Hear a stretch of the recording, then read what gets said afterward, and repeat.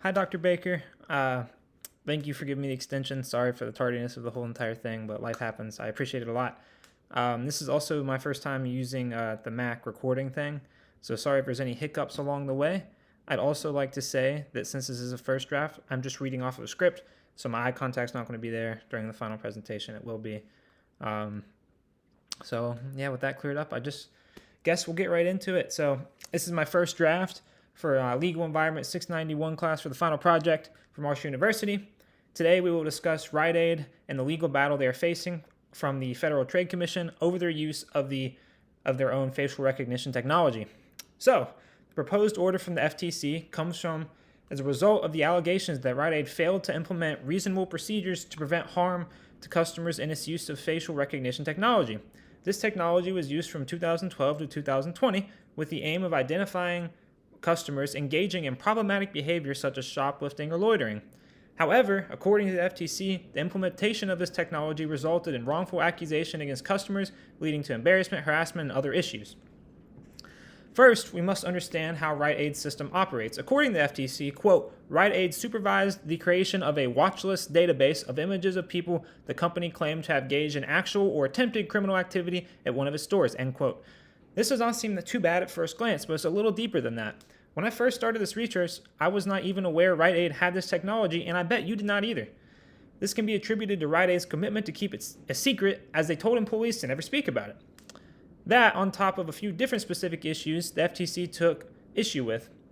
Rite Aid failed to consider the risk that false positives had on consumers, including risk of misidentification based on gender or race.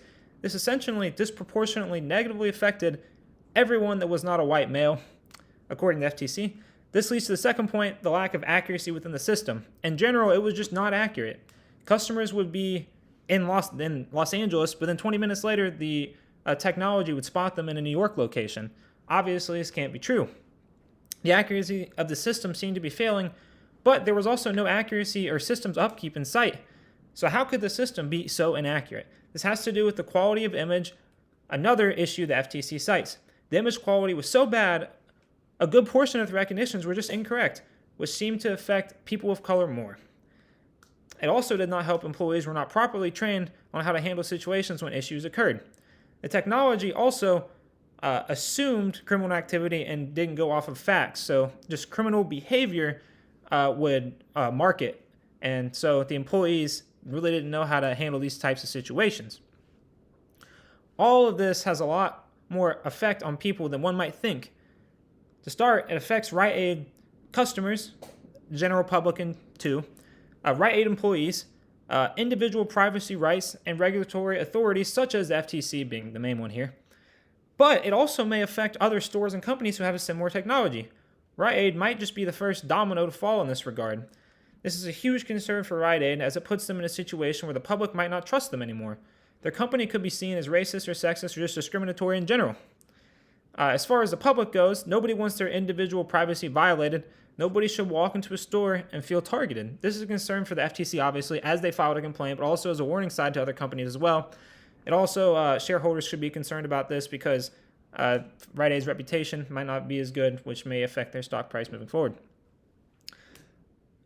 I think that Rite Aid should acknowledge and take full responsibility for any harm caused to the customers. This just builds public perception back up and holds themselves accountable. The FTC suggested to implement a 5-year prohibition period on the use of facial recognition technology. And I think they should accept these terms as a sign of accountability. This is just 5 years. Rite Aid's, I'm guessing they're here for the long run. So they should use these 5 years to really fix up the technology. And they can do this in a few different ways.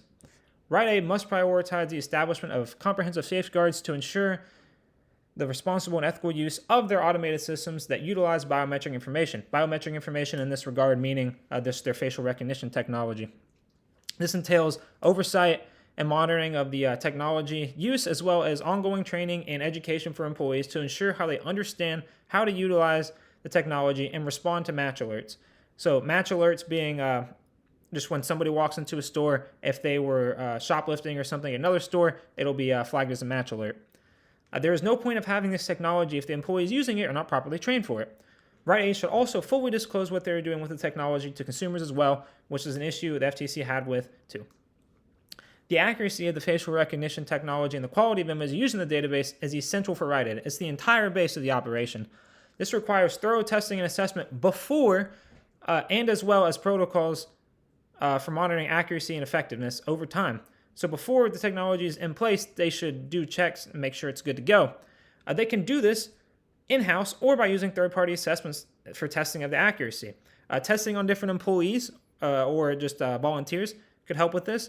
And then third-party assessments, think of it kind of as an external audit, just to make sure that their in-house testing is effective and efficient as well. Rite Aid also must strengthen its data and security practices to ensure the protection of consumers' personal information. This involves implementing an information security program overseen by, I think, the board of directors, as well as getting independent third-party assessment of the program effectiveness. I believe that third-party assessments of the technology in general are just a good idea.